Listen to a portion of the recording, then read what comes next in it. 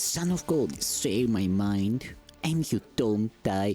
This is the season 3, the episode 566 in the series How to Manifest Immortality. And the name of today's teaching is Setting the Goal.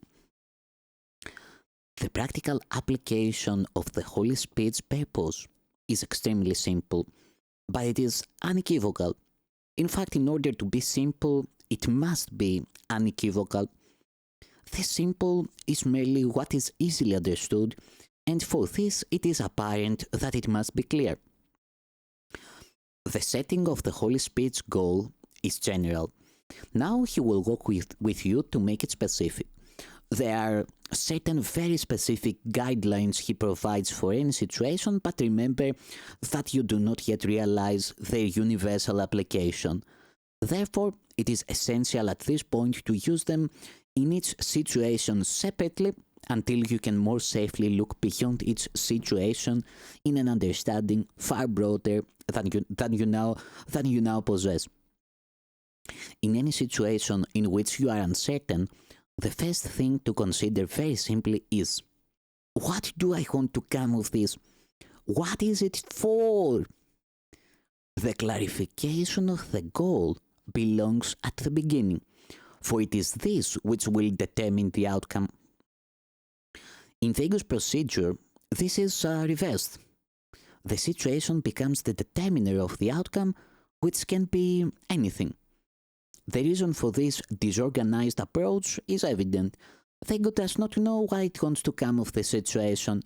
It is aware of what it does not want, but only that. It has no positive goal at all. Without a clear-cut positive goal set at the outset, the situation just seems to happen and makes no sense until it has already happened. Then you look back at it and try to piece together what it must have meant. And you will be wrong. Not only is your judgment in the past, but you have no idea what should happen. No goal was set with which to bring the means in line. And now, the only judgment left to make is whether or not the ego likes it, is it acceptable, or does it call for vengeance. The absence of a criterion for outcomes set in advance makes understanding doubtful and evaluation impossible.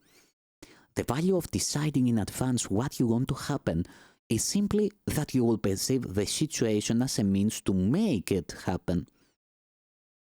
You will therefore make every effort to overlook what interferes with the accomplishment of your objective and concentrate on everything that helps you meet it. It is quite noticeable that this approach has brought you closer to the Holy Spirit's sorting out of truth and falsity.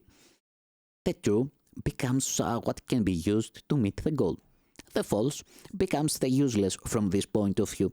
The situation now has meaning, but only because the goal has made it meaningful. The goal of truth has further practical advantages.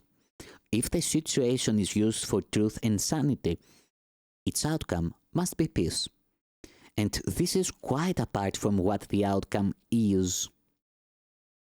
If peace is the condition of truth and sanity, and cannot be without them, where peace is, they must be.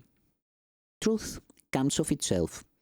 If you experience peace, it is because the truth has come to you, and you will see the outcome truly, for deception cannot prevail against you.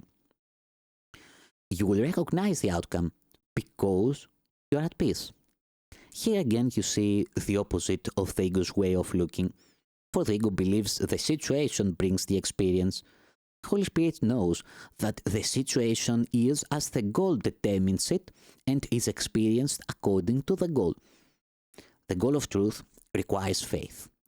Faith is implicit in the acceptance of the Holy Spirit's purpose, and this faith is all-inclusive. Where the goal of truth is set, their faith must be. The Holy Spirit sees the situation as a whole. The goal establishes the fact that everyone involved in it will play his part in its accomplishment. This is inevitable. No one will fail in anything. This seems to ask for faith beyond you and beyond what you can give. Yet this is So, only from the viewpoint of the ego, for the ego believes in solving conflict through fragmentation and does not perceive the situation as a whole. Therefore, it seeks to split off segments of the situation and deal with them separately, for it has faith in separation and not in wholeness. Confronted with any aspect of the situation that seems to be difficult, the ego will attempt to take this aspect elsewhere and resolve it there. And it will seem to be successful, except that this attempt conflicts with unity and must obscure the goal of truth. And peace will not be experienced except in fantasy. Truth has not come because faith has been denied, being withheld from where it rightfully belonged. Thus, do you lose the understanding of the situation the goal of truth would bring? For fantasy, solutions bring but the illusion of experience, and the illusion of peace is not the condition in which truth can enter.